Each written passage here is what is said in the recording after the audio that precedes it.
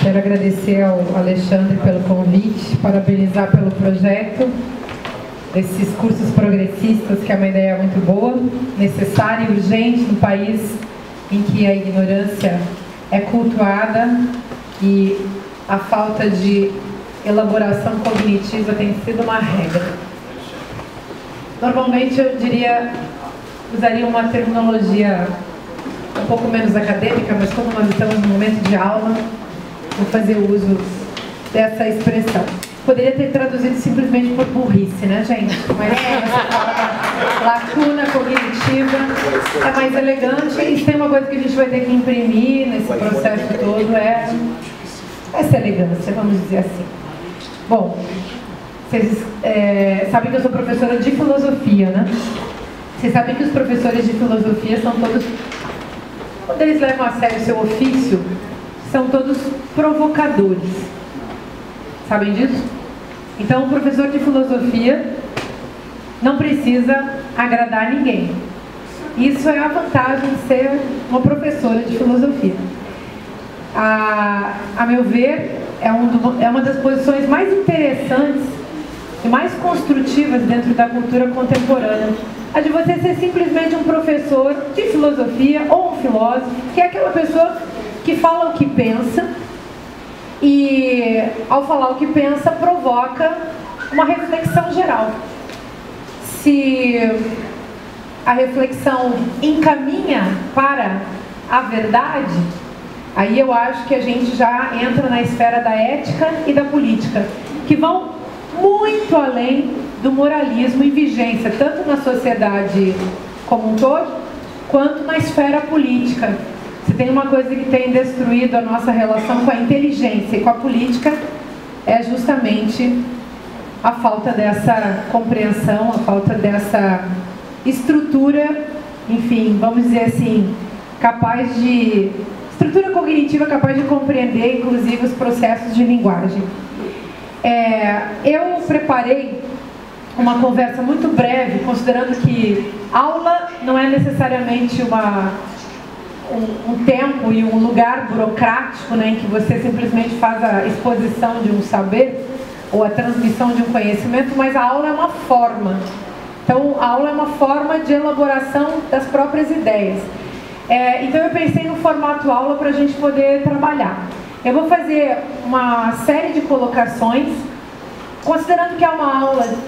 Eu vou de vez em quando citar algum autor, colocar uma nota de rodapé, alguma bibliografia, nada exaustivo, afinal de contas, embora seja uma aula, nós não estamos numa universidade, estamos num lugar até mais interessante, a gente está num processo aberto, né, de busca pelo conhecimento. E eu acho que a tarefa assim, de quem é professor de filosofia nesses processos todos é sempre ajudar as pessoas ou colocar em cena as potencialidades de um diálogo real na busca pela verdade. E nesse caso, eu gostaria de começar falando sobre o desinteresse que a nossa sociedade tem atualmente pela verdade. Um grande filósofo e herói da nação brasileira chamado Luiz Inácio Lula da Silva, porque o pessoal não fala assim, Caetano Veloso é muito interessante, mas Lula é ainda mais, gente, do ponto de vista filosófico. Sabe aquela coisa que quando o Caetano Veloso diz de perto ninguém é normal? É uma ideia fascinante, né? Já é muito boa para a gente aplicar numa filosofia, numa etnofilosofia do cotidiano. Mas olha que interessante quando Lula fala da importância da gente restaurar a verdade no Brasil. E ele fala isso dizendo que nem Diotima, no banquete de Platão, ele se coloca naquela posição de quem é uma ideia. Ele diz, eu sou uma ideia. Eu achei isso, assim, super genial.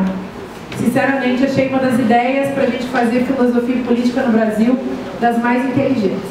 Mas, enfim, estou colocando isso porque eu acho que a grande colaboração de quem faz filosofia hoje, e aí eu vou falar de filosofia num sentido muito aberto, não estou falando só dos professores, nem só dos pesquisadores, nem só dos estudiosos, nem só dos interessados, eu estou falando daquelas pessoas que pensam com rigor, com cuidado, e tentam entender por que forjam os pensamentos que forjam, porque usam uma linguagem que usam para construir o seu pensamento. E nesse sentido, gostaria de falar de filosofia no sentido muito aberto, aquilo que diz respeito a todos nós, a nossa maneira de pensar, e a colaboração, portanto, que todo cidadão movido por uma compreensão filosófica do mundo, que é essa que se ocupa de pensar de maneira atenta na sua própria forma de pensar, a colaboração que esse cidadão, que essa cidadã tem para dar para uma sociedade que está mergulhada, afinal de contas, em tanta miséria comunicativa. Bom, eu preparei uma colocação muito breve, então, tendo esse preâmbulo em vista. Preparei uma colocação muito breve para essa aula. Eu gostaria de falar primeiro dos meios de comunicação de massa, depois eu gostaria de falar da perspectiva misógina do golpe. E gostaria de dividir nesses dois lugares, porque eu acho que é importante a gente entender a questão da comunicação e a questão da misoginia, do ódio às mulheres, porque essas duas questões se encontram no atual estágio da mentalidade fascista no Brasil. Então, se vocês puderem acompanhar justamente a tentativa de construir esse raciocínio, eu acho que a gente pode chegar longe e depois podemos fazer também um debate para que vocês coloquem as ideias de vocês, eu coloque as minhas e a gente continue tentando construir esse entendimento comum. Outra coisa importante, quem estuda filosofia não se preocupa com o consenso, no sentido de que o outro tem que concordar com aquilo que aquele que anuncia uma colocação disse. É importante que a gente pense por conta própria, é importante que todos nós elaboremos as nossas próprias considerações, que o pensamento seja, portanto, livre e não um conjunto de clichês, de frases feitas, de ideias prontas, de teorias que já estão estabelecidas. Vocês sabem que teorizar é livre, né? As pessoas teorizam no senso comum, assim como teorizam na academia. A diferença é que a teorização da academia, em geral, é uma teorização pesquisada, em geral com fundamento, nem sempre, mas em geral com fundamento. E a teorização do senso comum é mais raramente uma fundamentação, uma apresentação com fundamento. Então eu acho muito rico, para mim que sou filósofa, eu gosto muito de analisar o modo como as pessoas estão pensando, como as ideias transitam, como as pessoas elaboram suas reflexões, o que elas tiram do senso comum, o que elas tiram das revistas, o que elas tiram dos jornais. De um modo geral, a gente pode dizer que filosofia é uma forma de construir a linguagem que busca a reflexão sobre a própria linguagem. E nesse sentido, também no dia a dia, também na nossa condição de cidadãos comuns, nós também podemos dizer que somos, afinal de contas, filósofos, à medida que a gente contribui para pensar o nosso próprio pensamento, não simplesmente para repetir o pensamento dos outros. Hoje em dia, nas redes sociais, está em vigência isso. Está em vigência um pensamento estilo copy-paste, né? Em que alguém copia e cola ideias prontas, clichês, ideias prontas, até chamar de ideia, uma coisa que está pronta é algo, digamos, complicado, mas vamos pensar assim, que existem ideias prontas que são transmitidas, que são até mesmo vendidas e que as pessoas, num certo sentido, compram, porque são ideias transformadas em mercadorias, elas têm uma função dentro do jogo do pensamento transformado também em capital, né?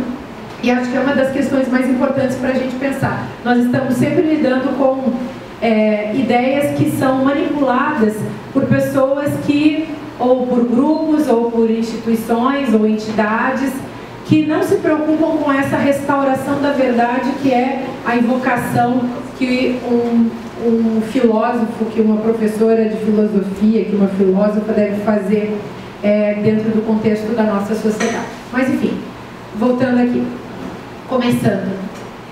Primeiro vamos parar para pensar no que é esse golpe de 2016. Vocês todos, durante o período do golpe, no momento do golpe em 2016, vocês todos, assim como eu, todos nós colocamos a questão do judiciário, do legislativo, do setor corporativo, do capital estrangeiro, do capital nacional, dessa ligação entre o capital estrangeiro e o nacional, naquele sentido da colonização internacional que pesa sobre nós até hoje e a colonização interna que continua existindo na forma das empresas, dos oligopólios, dos monopólios, enfim, dessa hegemonia dos vários setores, enfim, que regem a sociedade brasileira. E se tem uma coisa que o golpe é para todos nós, embora ele seja muitas coisas nefastas, ele é sem dúvida um divisor de águas político. Não sei se vocês tratam dessa maneira, mas do meu ponto de vista, e isso eu coloco para que a gente possa pensar junto, do meu ponto de vista o golpe fez mudar tudo em termos de política. Então a gente tem um outro Brasil para pensar a partir desse momento. Um Brasil que faz, no qual entra uma espécie de eterno retorno do mesmo em cena, o eterno retorno do patriarcado, da razão patriarcal, que é a razão escravocrata, que é a razão da elite dominante, essa elite que o Gessé Souza, que já andou por aqui dando uma aula também com vocês, chamou de elite do atraso, que eu acho que é a formulação mais interessante para a gente pensar o que é uma elite. E acho sempre interessante também a gente perguntar qual elite que não é do atraso. Porque a própria ideia de elite implica uma postura, digamos assim, uma posição de um pensamento antidemocrático. Então, a colocação em cena das elites sempre soa a privilégio, implica uma produção de opressão. É uma questão para a gente também se colocar. Então, esse golpe tem múltiplos fatores, mas é um fato que ele mudou a nossa vida. Se antes nós vivíamos numa espécie de bolha democrática, em que sentido também que era uma bolha democrática?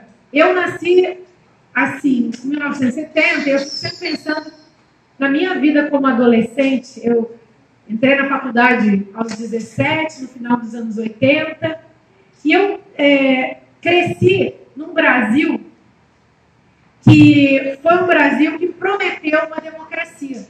Um Brasil que cresceu a partir das diretas já, da abertura política, mas um Brasil que viveu sempre com uma democracia incipiente, uma democracia que era meio que um cheiro de democracia, um desejo de democracia, uma potencialidade de democracia, que foi aniquilada de maneira bastante radical no golpe de 2016. Na curva do golpe, digamos, agora a gente está descendo essa curva do golpe e ainda vivemos os resquícios desse golpe, esperamos que esse golpe não esteja crescendo e avançando, que ele esteja diminuindo, e estamos confiando numa eleição em 2018, confiando muito que essa eleição possa acontecer e nessa medida que a gente possa sustentar a democracia. Acho que não é um exagero dizer que todos nós que estamos apostando em eleições somos resistentes e que essa aposta na eleição faz parte dessa resistência. Nesse sentido, nós não somos ingênuos que não sabemos ver o perigo dos algozes da democracia no Brasil, mas nós temos justamente feito a resistência também no sentido afetivo, no sentido do ativismo, mas também no sentido afetivo. Ora, é importante manter essa resistência. Eu fico muito, nesse ponto, assim, fico realmente muito orgulhosa de ter me filiado ao Partido dos Trabalhadores, que é, para mim, o grande partido da resistência. E fico muito feliz, aliás, estava falando aqui com vários fundadores do partido, pessoas em relação às quais a gente só pode ter muita gratidão. Eu agradeço por vocês terem fundado o Partido dos Trabalhadores para que eu pudesse, tantos anos depois, me filiar a esse partido e continuar com vocês nesse processo de luta, que é um processo de resistência, que é um processo de reconstrução da política no nosso país. E essa reconstrução da política implica revitalizar a democracia, fazer com que o desejo de democracia volte a existir entre nós. E eu acho que isso implica também, está implicado no fato de a gente ter que mudar, ajudar as pessoas a mudarem a sua relação com a política, mas, digamos, a democracia começa dentro de mim. Então, sou eu também que tenho que mudar a minha relação com a democracia. E só haverá democracia se houver luta. Aliás, uma coisa importante também que a gente pode dizer, já que estamos num clima de aula, toda didática é permitida, né? É importante que as pessoas saibam, isso para vocês que são pessoas envolvidas com a militância, com o ativismo, talvez seja uma coisa muito simples de se dizer e pouco interessante. Mas eu acho que para as pessoas que estão por aí afora, dominadas pela perspectiva do branco e do nulo, entregues ao consumismo, entregues à novela das 8, mortas e mumificadas diante das televisões, né, gente? Quantas pessoas não têm percebido que não é apenas, que a gente não vai sair apenas na busca por direitos fundamentais numa sociedade por meio da democracia, mas que a gente também vai conseguir, por meio dela, sair do estado de necessidade para o qual o Brasil e várias outras sociedades estão voltando, desde que uma perspectiva econômica e política, que tem um nome muito feio, né, que é o nome neoliberalismo, passou a fazer uma varredura pelo mundo afora, sendo o Brasil um desses laboratórios mais importantes para a implementação desse projeto. Depois, se der tempo, talvez a gente possa voltar a falar desse neoliberalismo, a avançar nesse conceito, pensar, enfim, no que isso significa e como isso tem essa perspectiva econômica e política, ideológica, altamente ideológica, tem invadido as nossas vidas. Mas, enfim, voltando aqui, novamente, ao tema da nossa discussão, vamos falar dos meios de comunicação de massa? Esse é um ponto importante da história do golpe. Vou deixar a questão do legislativo, a questão do judiciário, a questão também do corporativismo e das corporações internacionais para vocês tratarem com outros especialistas, em que pese que tudo isso esteja unido aqui de maneira interseccional com as duas questões que eu vou levantar. E vamos falar então dos meios de comunicação de massa. Eu queria, assim, me permitam, né, uma aula de filosofia, então eu acho que não é um exagero discutir justamente esses conceitos. O que são meios, o que é comunicação e o que é massa? Meios, livros são meios de comunicação, telefone é um meio de comunicação, esse microfone é um meio de comunicação, a internet é um meio de comunicação, a televisão é um meio de comunicação. Então, se a gente lembrar que os meios são meios de comunicação e que eles são múltiplos, a gente pode pensar também no que nós podemos fazer com a linguagem, tendo em vista os meios de que dispomos. Não existe nenhum meio que deva ser demonizado jamais. No entanto, quando o meio se torna hegemônico, a tendência é que esse meio ajude a reduzir aquilo que poderia ser justamente o espaço ocupado pela nossa compreensão das coisas, tendo em vista que a gente entende o mundo não apenas por meio dos conteúdos, mas também por meio das formas. Então, se eu só conheço os livros, se eu só conheço, por exemplo, os tratados ou os ensaios, e não conheço a literatura, a poesia, ou a linguagem verbal que me permite entrar em contato com o outro, ou a linguagem de Libras, que é uma questão também que a gente tem que começar a pensar com mais rigor. Agora, por exemplo, a gente não tem ninguém colocando legenda nem Libras nesse nosso encontro, né? Que é uma falha nossa, né, galera? A minha filha, por exemplo, que é surda, não pode acompanhar essa palestra. E várias das minhas amigas que são surdas também. Então, eu acho muito interessante a gente colocar sempre isso da forma de comunicação, dos meios de comunicação e das linguagens implicadas na comunicação, porque se nós queremos fazer uma democracia real por meio da comunicação ampla, da comunicação não violenta, a gente tem que começar a produzir comunicação para todas as pessoas e mais do que para as pessoas, com as pessoas. Então tem uma limitação, por exemplo, na hora que eu falo uma linguagem tentando entrar em contato com muita gente, mas estou entrando em contato, por exemplo, nesse momento apenas com pessoas que falam a língua portuguesa. E por aí vai. Eu estou colocando esse exemplo para que a gente pense que sério que é, que complexo que é o domínio, não apenas do conteúdo, mas o domínio dos meios. Como eu me comunico? Então, o meio de comunicação implica sempre esse operador como, essa questão do como. Como que eu faço para me comunicar com o outro? Que linguagem eu uso? E a linguagem, ela reúne tanto conteúdo quanto forma. Há linguagens que nos tornam, que são mais confortáveis para nós, formas comunicacionais que são mais confortáveis para nós, em função de competências, habilidades, experiências, e é bom a gente pensar nisso. Então, se eu leio um livro, tem mais um detalhe. Estou usando o livro porque o livro é um meio de comunicação bastante esquecido na nossa cultura ou no contexto da indústria cultural no qual a gente vive, né?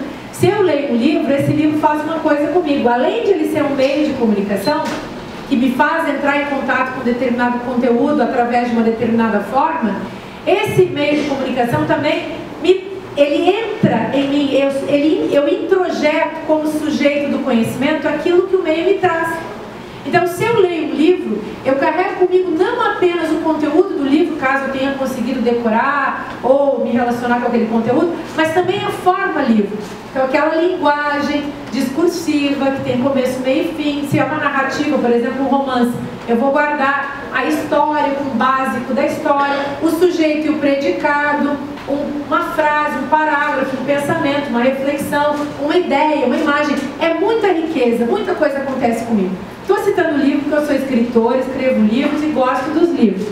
E vou citar um meio de comunicação que faz muita diferença na nossa cultura, mais inclusive do que a internet, que é um meio de comunicação ultra pós-moderno, chamemos assim, né, para ser bem didático, que é a televisão. A televisão é realmente um meio de comunicação muito importante, no qual a gente precisa prestar muita atenção. Vocês sabem, eu vou contar um segredo aqui a título de nota de rodapé. Você entendeu, né, gente? Vocês entenderam que eu vou contar um segredo na internet, né? Chama-se ironia, é um método filosófico super útil, inclusive em épocas em que as pessoas estão desligadas dos processos de linguagem, das figuras de linguagem, inclusive, né? Então eu vou contar um segredo para vocês aqui na internet. Faz mais ou menos uns 20 anos que eu não tenho televisão em casa. Eu já vivo fazendo televisão, mas assim, eu não tenho televisão em casa. Televisão, um pouquinho mais de ironia. Desculpem a didática com a ironia, porque quando a gente faz ironia, a rigor, a gente não precisaria ser didáticos, né? Mas eu acho divertido a gente brincar com isso também. Olha só, quando a gente faz ironia, a gente está justamente pedindo que as pessoas comecem a pensar melhor, né? Que elas usem a sua inteligência para pensar, e a inteligência é uma virtude ética, né? Mas olha só, eu vivo falando assim, que a gente deve fazer televisão e não assistir.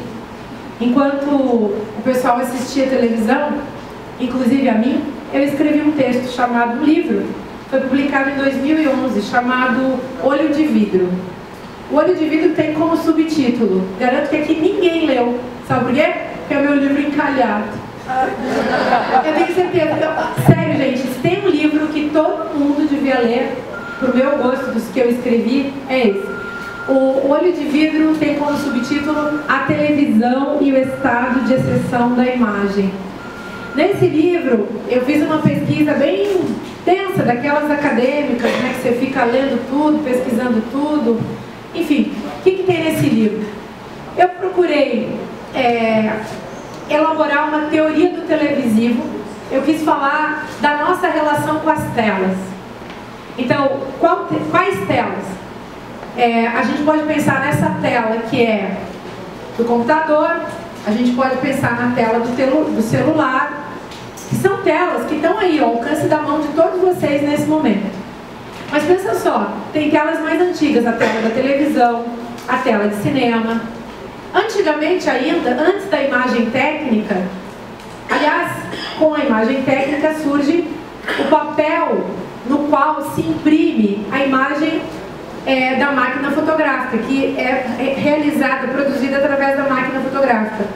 Para pensar que antes da invenção da máquina fotográfica, que é a imagem técnica, o que existia?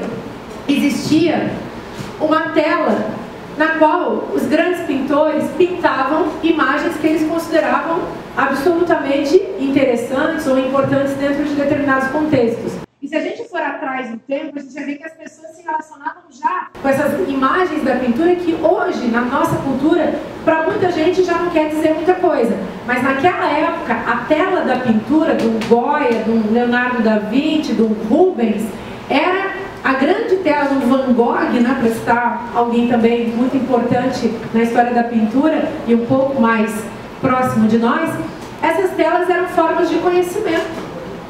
Então, até aquela tela pintada ensinava alguma coisa para as pessoas. E a riqueza, o capital cultural e imagético, imaginário também, foi guardado nessas telas. Olha que interessante, se a gente vai um pouco mais atrás, aliás, um pouco mais não, se a gente vai bem atrás, a gente encontra os livros.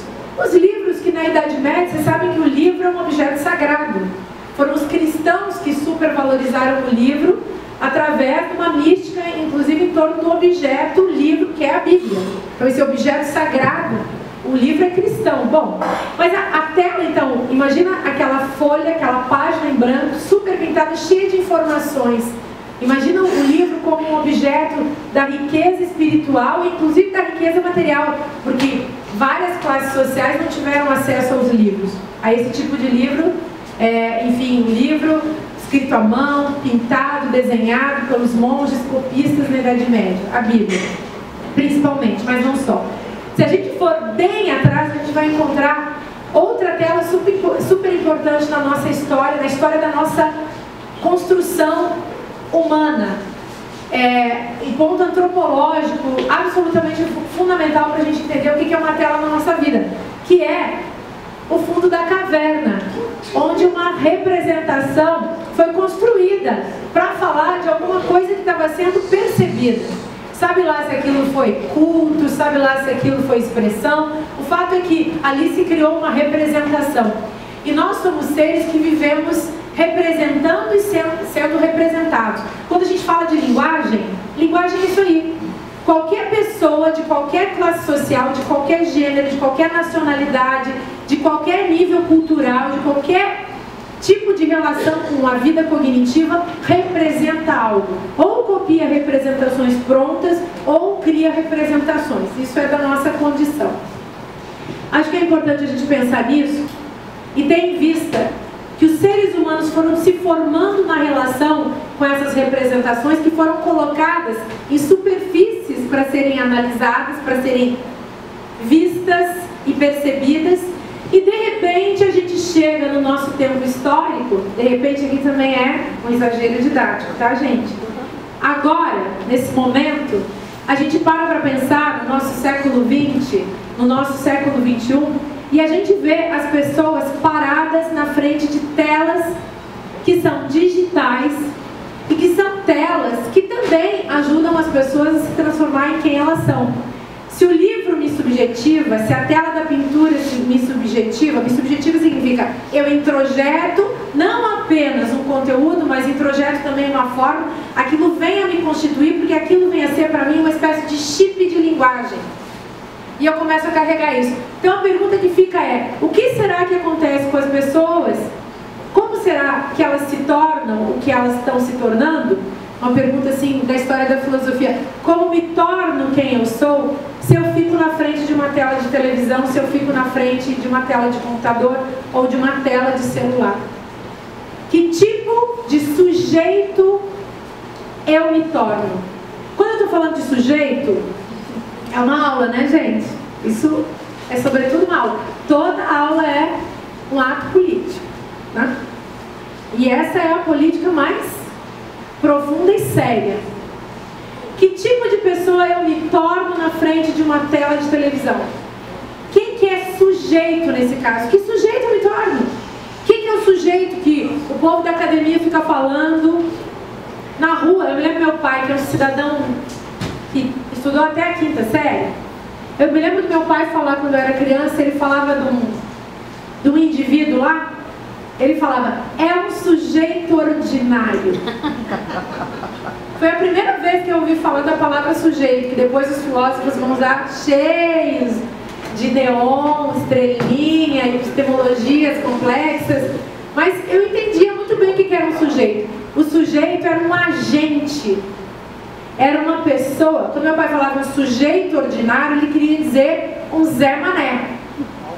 Mas era um Zé Mané, uma pessoa qualquer, um cidadão que, enfim, não tinha, digamos, nenhum caráter diferencial na vida, era qualquer um. Todos nós somos qualquer um, né, gente? A gente só não é qualquer um para alguém que nos ama. com sorte. Ou se a gente tem uma cabeça ultrademocrática e considera os companheiros como irmãos. Fora disso, para o capitalismo, para as empresas, para aqueles que hoje privatizam e vendem o Brasil fatiado, a gente é qualquer um. Zé Mané, inclusive, é uma alcunha, assim, super valorizada, porque no fundo a gente não é nada, né? Então para pensar, quem é o sujeito? O sujeito é o agente, é aquele que é autônomo, sabe o que faz, sabe o que quer. Nesse caso, digamos, sujeito, em termos filosóficos, seria aquela pessoa que faria da sua vida um projeto próprio, faria da sua vida uma coisa muito singular, uma experiência muito singular. Cuidaria de si a tal ponto, cuidaria da sua alma, da sua forma de ver o mundo, da sua perspectiva de vida, de uma forma tão delicada, tão potente, que ele poderia depois até atuar com os demais dentro de uma transformação política. Mas vamos pensar, o sujeito da filosofia deveria ser justamente essa figura que pensa e que pensa muito. Voltando, que esse é um ponto super sério para a gente pensar a televisão. A televisão, assim como o livro, eu queria falar da televisão porque eu acho a televisão muito importante, muito nesse país. A televisão nos formou como sociedade.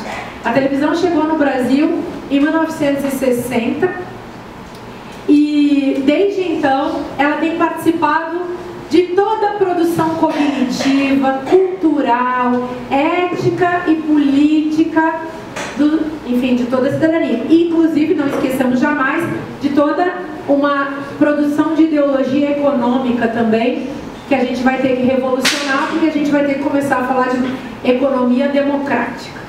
Então, não podemos pensar mais no sentido estrito, técnico, pseudocientífico, a questão econômica. Temos que pensá-la aliada às questões ético-políticas. E não apenas as questões políticas, as questões éticas também. Mas por que eu falar da televisão? Porque a televisão tem sido para nós, gente, uma prótese de conhecimento. Essa é uma das teses fundamentais que tem lá nesse meu livro que chama Olho de Vidro. O que significa uma prótese de conhecimento? Uma prótese de conhecimento significa que todo conhecimento que você busca na vida, você tira desse lugar que é a sua prótese. Eu posso ser um cidadão neofundamentalista e achar que todo conhecimento está nos pedaços da Bíblia que eu encontrei ali meio soltos. Eu posso ser um fundamentalista mais sofisticado e ler a Bíblia inteirinha, inclusive buscar essa fundamentação teológica da Bíblia para apresentar de uma maneira mais complexa, mais sofisticada o meu fundamentalismo. Ou então eu posso ser um teólogo sério que leio a Bíblia de maneira crítica, de maneira literária, de maneira expressiva, para tentar entender melhor. Olha, gente, estou falando do livro porque o livro é uma prótese de conhecimento. Quanto mais livro eu leio, mais eu consigo comparar e mais eu consigo também produzir uma perspectiva emancipada e, sobretudo, autônoma em relação aos conteúdos com os quais eu estou lidando. Agora, olha que interessante se eu passo o dia inteiro só no WhatsApp, ou no Instagram, ou no computador vendo Facebook. Olha só, é a mesma coisa em relação à televisão. A televisão dos anos 60, 70, 80, 90, 2000. Gente, nós passamos assistindo televisão e cada vez lendo menos livros, ou seja, tendo cada vez menos parâmetros de comparação. A nossa linguagem foi empobrecendo e essa linguagem empobrecida resultou, isso eu acho uma das coisas bem importantes para a gente pensar também na perspectiva de fascistização da nossa sociedade, essa linguagem empobrecida resultou num fascismo à brasileira que a gente tem experimentado hoje na forma, na ordem do discurso que está por aí transitando em todos os lugares. Acho que essa é uma das questões também bem importantes da gente entender. Para que serve a televisão nesse caso? A televisão, no processo do golpe e no processo de politização ou despolitização da nação, ela é uma prótese de conhecimento, ela é aquilo que nos chipa, ela é um vampiro automático, suga a nossa alma. Não é à toa que eu dei o nome de Olho de Vidro para o meu livro. Eu chamei de Olho de Vidro, porque o que é um olho de vidro, gente? é uma prótese. Eu coloco num caolho, onde eu não tenho olho, eu coloco esse olho de vidro que vai falsificar para o outro vai pensar que eu enxergo, eu não enxergo. No entanto, a gente se relaciona, o olho é a janela da alma, a gente se relaciona com o olho do outro. É pelo olho do outro que eu encontro, e o olho é um órgão do reconhecimento, é pelo olho do outro que eu encontro esse reconhecimento. O outro me olha, o outro me dá uma mensagem através dessa linguagem que vem do simples direcionamento do olho. O outro me explica que ele me reconhece, que ele está me vendo, que eu faço parte da sua perspectiva, que eu estou dentro da sua, digamos assim, visão de mundo. Eu sou incluído na esfera do outro por meio do olhar. Por isso que a gente, em geral, não gosta de quem não olha no olho, né? A gente fica bem desconfiado daquela pessoa que não é capaz de olhar no olho. E por que isso? Porque essa pessoa não manda para nós a mensagem do eu te reconheço, eu estou aqui para te ver, você cabe dentro da minha visão de mundo, dentro do meu campo de visão. Bom, depois a gente pode explorar um pouco mais essa ideia, porque eu acho que ela também nos ajuda a melhorar o sentido da nossa subjetivação entre nós, né? Mas olha só que coisa mais séria. Então a televisão no subjetivo. Esse olho de vidro, ele assim como o olho de vidro é essa comparação, esse olho de vidro serve como uma prótese que ilude o outro de que ele está sendo visto, ele não está. Ao mesmo tempo é só isso que a televisão quer, que a gente fique olhando, mesmo que não haja nenhum sentido nesse gesto de olhar. Qual é o sujeito que se forma na frente desse olhar? O telespectador é um tipo de sujeito, só que é um sujeito assujeitado.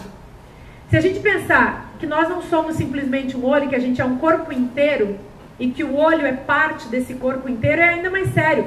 Você fica na frente da televisão prostrado, mumificado, cancelado na sua percepção. Porque a televisão é unidimensional. Ela não permite a você interagir. Ela te engana, ela faz acreditar, por exemplo, que se você trocar bastante de canal e entrar num processo de zapping radical, que você é mais livre. Mas você não é. E você vai ficando cada vez mais abandonado a você mesmo, sendo que o que vai desaparecendo do processo é a sua condição subjetiva. Você vai introjetando aqueles conteúdos televisivos.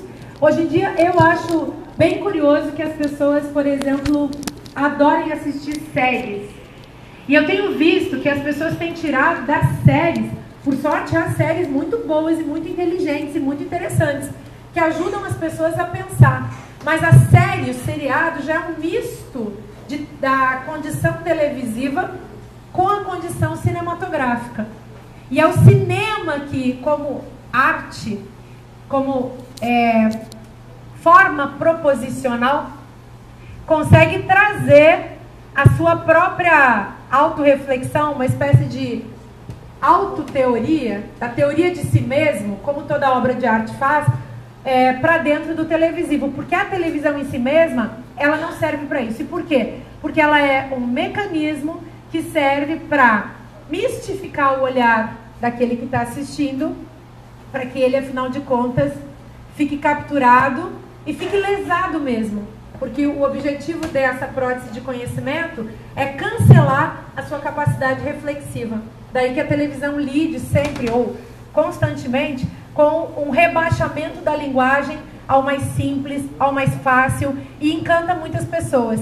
Eu sou professora de filosofia, gente, então eu gosto muito de pensar questões epistemológicas, terminológicas, e eu não estou falando assim, pensar do ponto de vista da linguagem das elites, não. Eu fico pensando do ponto de vista de toda a linguagem que existe, da altíssima epistemologia acadêmica até o palavrão, que também é uma epistemologia muito interessante do ponto de vista do pensamento.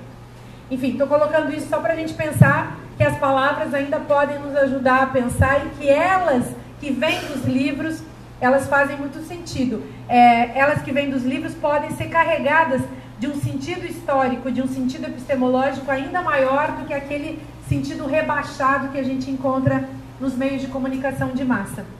Enfim, acho que é a comunicação justamente, nós podemos colocar essa questão, é a comunicação que é conspurcada quando esses meios não fazem não realizam aquilo que deveria ser, aquilo que eles prometem, pelo menos, ou aquilo que eles iludem que poderia acontecer. Mas depois nós podemos voltar à questão da comunicação. E a questão da massa? Massa é interessante também, né?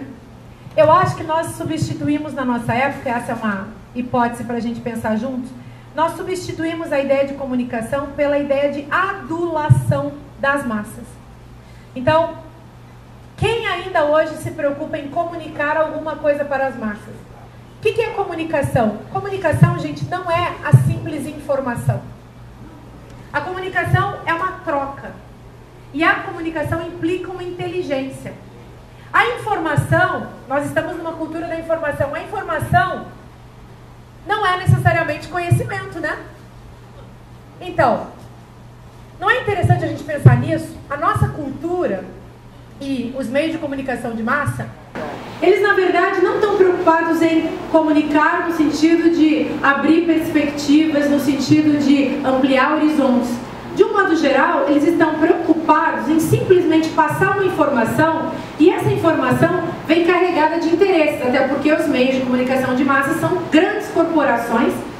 A gente tem que hoje em dia correr atrás da mídia chamada alternativa aos meios de comunicação de massa, que são corporações hegemônicas. A gente tem que correr atrás para procurar informações que possam, de fato, agregar a um sentido de comunicação que a gente vem buscando.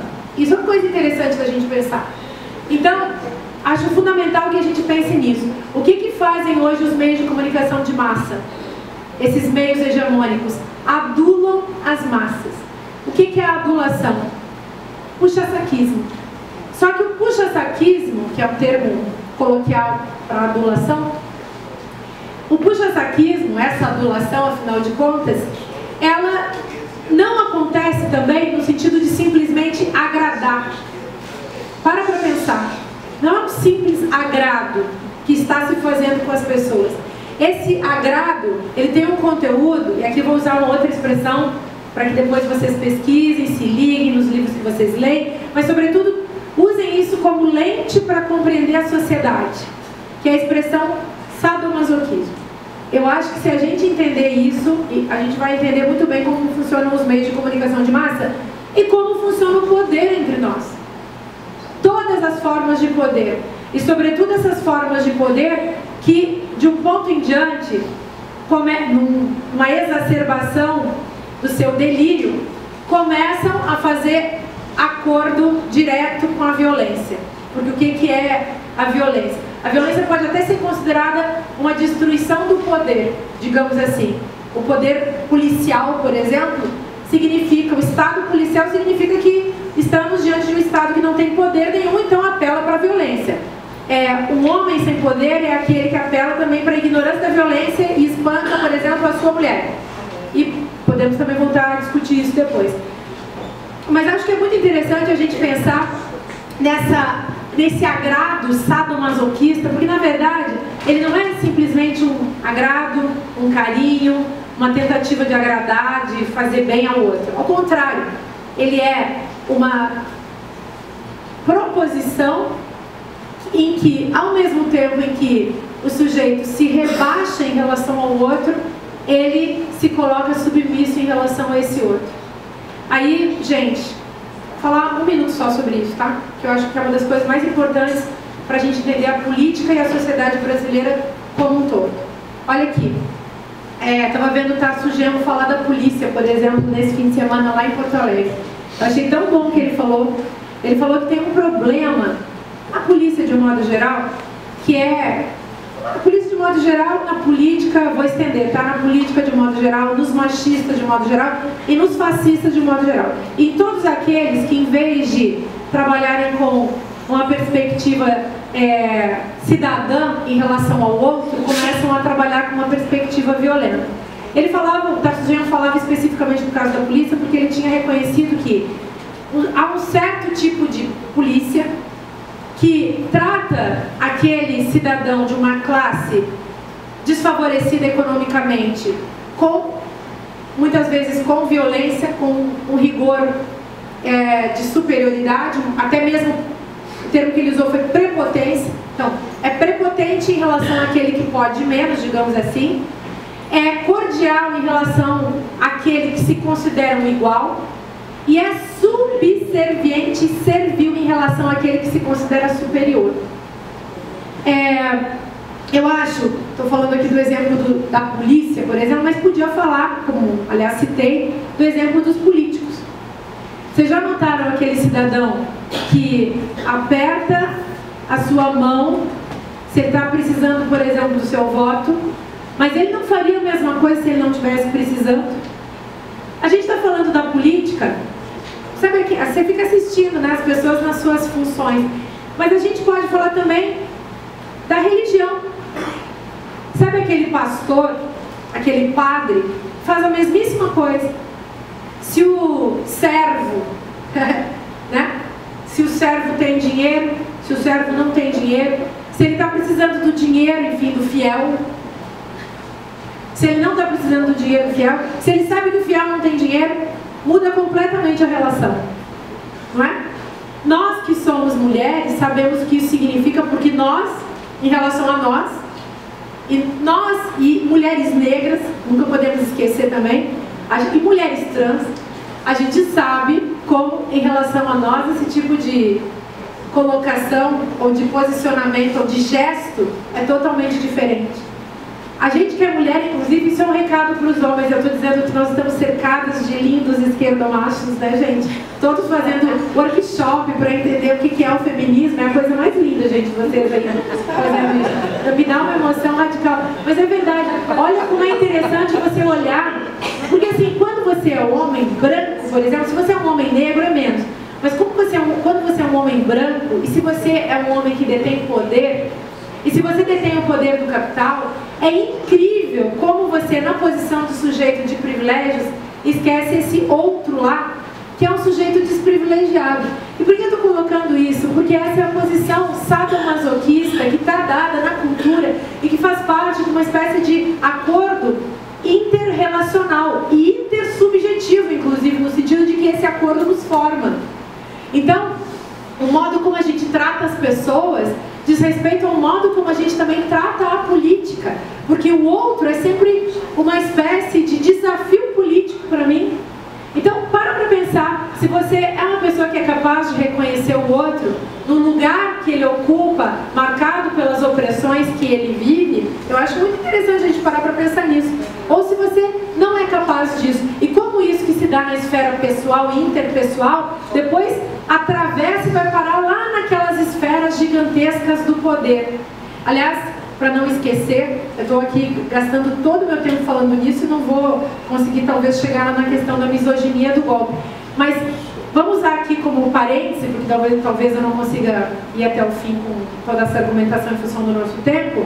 Vamos parar para pensar que a misoginia como fator fundamental do golpe diz respeito exatamente a isso, a um tipo de relação entre as pessoas que sustenta um sistema de privilégio e opressão, na qual o homem macho, branco, capitalista é o dono de todo tipo de poder, reserva para si todo tipo de poder, mas todo tipo de poder. Por isso que eu ando assim tão apaixonada pelo PT, gente, porque eu sou só uma mulher e, além de tudo, sou feminista, e essa galera achou que eu devia ser candidata ao governo do estado do Rio de Janeiro. Não é só do Rio de Janeiro, é a nossa situação e de abandono e de exploração radical pelo capitalismo e pelos donos do poder econômico que detêm hoje também o poder político. O poder, aliás, patriarcal desses machistas, racistas, capitalistas, que não têm a menor capacidade de entrar numa relação com o outro. Não é só por isso que sobrou para mim essa parada. É também porque existe, evidentemente, uma inteligência interna do partido que percebe que é hora das mulheres, que o mundo não será mais machista, porque o machismo capitalista e racista, esse machismo, esse racismo e esse capitalismo estão ultrapassados, não tem mais nada a dizer para a população, a dizer para uma democracia radical, que é o que a gente está buscando. Enfim, bom, voltando aqui, então, vamos guardar essa ideia de que a misoginia é aquele histórico ódio que foi lançado na forma de discursos e práticas em relação a esses corpos heterodenominados como sendo corpos de mulheres, corpos que foram marcados e inventados dessa maneira pelo patriarcado, da dominação masculina, e que esse tipo de marcação é uma marcação que já vem do capital. Nós que somos feministas pagamos o preço duas vezes, porque uma mulher é um outro, como dizia Simone de Beauvoir no Segundo Sexo, um outro construído para ser serviçal, para ser objeto, para ser escrava não paga, e isso a gente herda até hoje, né, nas nossas posições, na desigualdade salarial, na desigualdade doméstica, que fará todos os nossos queridos companheiros hoje chegarem em casa e fazerem faxina, né? Para e pensa, a desigualdade doméstica, a desigualdade salarial, a desigualdade partidária que o PT tem tentado reverter, a desigualdade também na esfera política, afinal de contas, 90% de homens controlando o parlamento brasileiro contra 10, 11% de mulheres, é um tipo de representação que é o próprio nome da coisa, né, gente? É isso que a gente tem que reverter. Então, para e pensa, as feministas não são apenas aquelas mulheres que carregam o ódio histórico da misoginia sobre esses corpos marcados dessa maneira. A misoginia também contra as feministas é em dobro. Ela é numa potência maior, porque as feministas incomodam muita gente. A gente é tipo um elefante, sabe? É um elefante que incomoda muita gente, um elefante na sala. É realmente uma coisa que vem atrapalhar. Você não sabe o que fazer com esse ser. Esse ser é muito gigante, porque é muitas mulheres ao mesmo tempo. Eu, como feminista, não me sinto sozinha nunca. Aliás, eu botei essa camiseta hoje em conta de vocês, tá? O feminismo ao contrário da solidão. A gente não está nunca sozinha. E o corpo de uma feminista são muitas feministas. São muitas mulheres em ação na luta contra um sistema de opressão e privilégios, do qual, inclusive, os homens elegantes, inteligentes, não machistas, que não assinam embaixo desse tipo de processo, também são defensores, né? Então, é bacana a gente pensar nesses homens não machistas, que estão aí num processo de luta de classes, junto com a luta das mulheres, junto com a luta LGBTI e mais, junto com a luta das mulheres negras, junto com a luta antirracista, que é fundamental da gente levar adiante. Bom, a meu ver, o capitalismo não gosta de nenhuma dessas lutas. E, inclusive, a televisão, como prótese de conhecimento, a meu ver, apenas cria discursos de superfície contra o racismo, o machismo e esse sistema, enfim, de opressão. Por quê? Porque aquilo que hoje foi marcado também como sendo pauta identitária, né, gente? Que eu acho que é um nome que foi dado, sei lá, por alguém, talvez, machista, de fora. Enfim, a gente tem que pensar nisso, né? Quer dizer, essa pauta identitária é a pauta capturada. A pauta capturada pelo capitalismo, e todos nós que produzimos hoje luta antirracista, luta antimachista, feminista, todos nós temos que ficar ligados nisso também. É claro que não dá pra gente dizer que as lutas, as pautas identitárias racham os movimentos. Isso eu acho também um certo exagero. E por quê? Porque já está tudo rachado. O machismo já é o racha geral. Se os machistas conseguissem produzir essa costura com as diferenças, então eu acho que eles passariam a costurar com a eliminação do machismo. Eliminando o machismo, essa linha, a linha antimachista, só pode ser produzida por uma sociedade que luta contra o machismo. E essa linha, essa conversa, essa costura tem que ser produzida, evidentemente, por todas as pessoas. Mas, enfim, eu estou colocando muitas questões para a gente pensar, porque, a meu ver, assim, a gente precisa fazer uma reflexão hoje sobre a ética em relação à política, mas também a ética em relação aos meios de comunicação. Eu acho que nós ficamos, assim, pendurados. Sabe quando você vai trocar a lâmpada e você fica pendurado na lâmpada sem chão?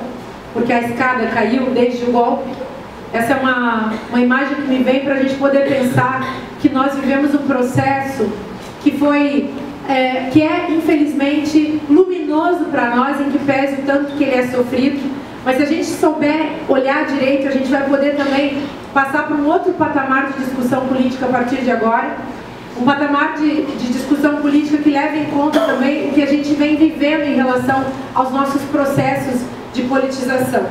E nesse caso a gente tem que pensar na questão das mulheres e precisamos pensar em todas as minorias políticas que têm sido tratadas como, aliás, minorias políticas, as maiorias populacionais que têm sido tratadas como minorias políticas, né?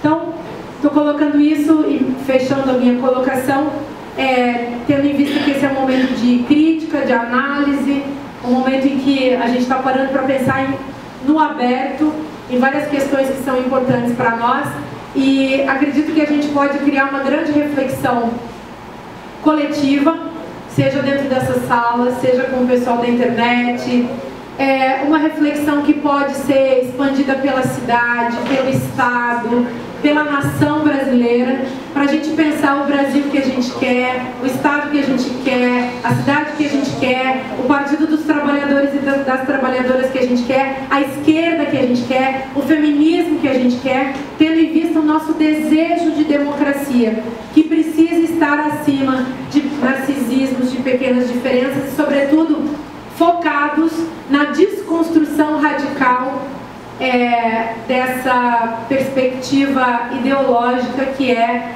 o capitalismo neoliberal, que nesse momento atravessa os nossos corpos, as nossas relações, e inclusive as nossas relações como pessoas simples, cidadãos que estamos aí tentando sobreviver nesse mundo cada vez mais cruel, numa cidade cruel como o Rio de Janeiro, com um Estado cruel, matando pessoas, assassinando crianças gratuitamente, assassinando pessoas absolutamente inocentes.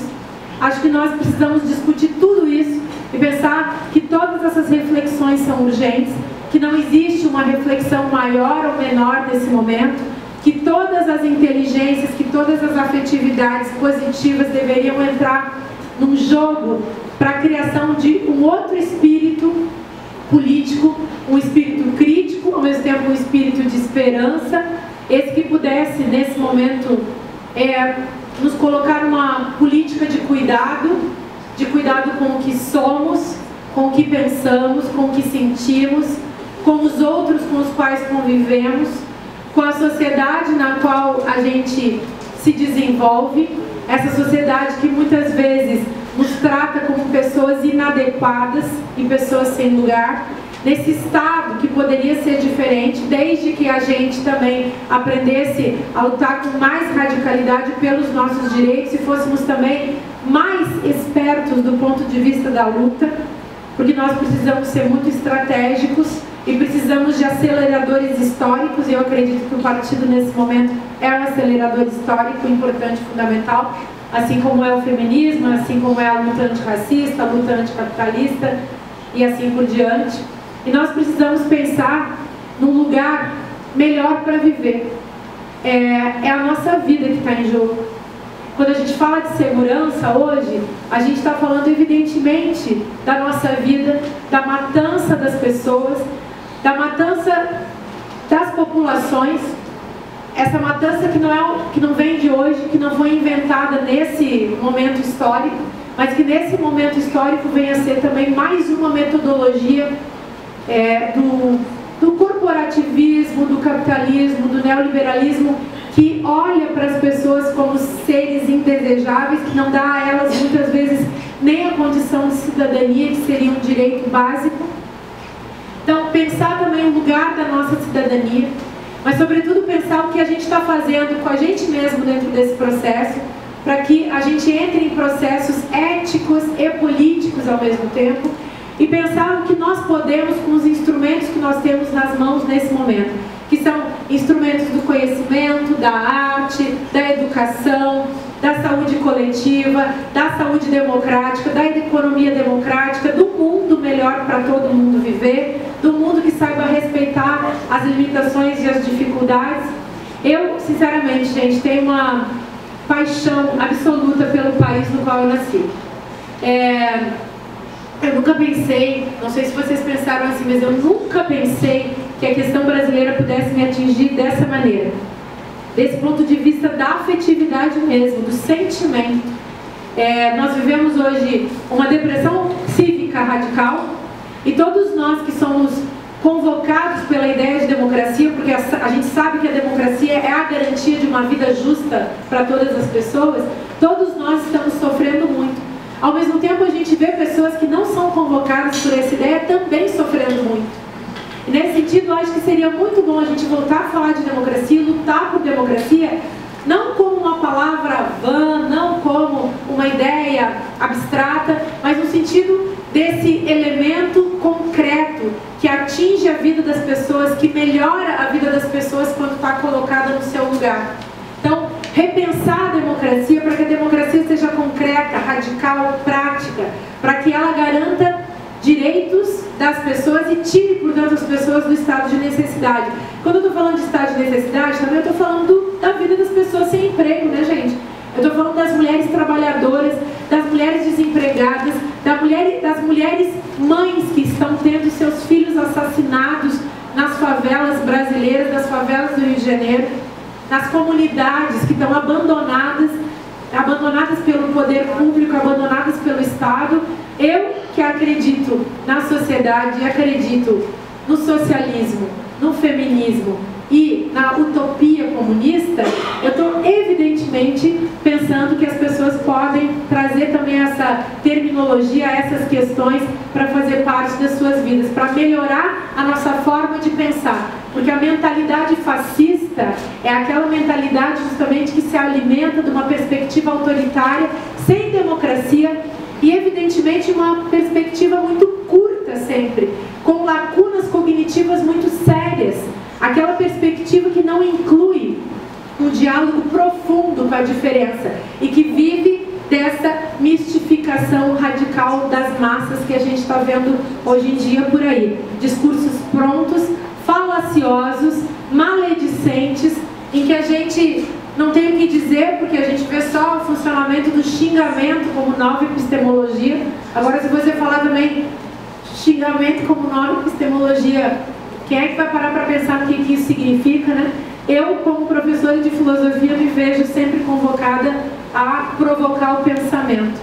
E é isso que eu desejo que a gente possa fazer no nosso país, no nosso estado, na nossa cidade e aqui também entre nós. Então, muito obrigada pela atenção de vocês, que é a coisa mais generosa que uma pessoa pode dar a outra. Muito obrigada.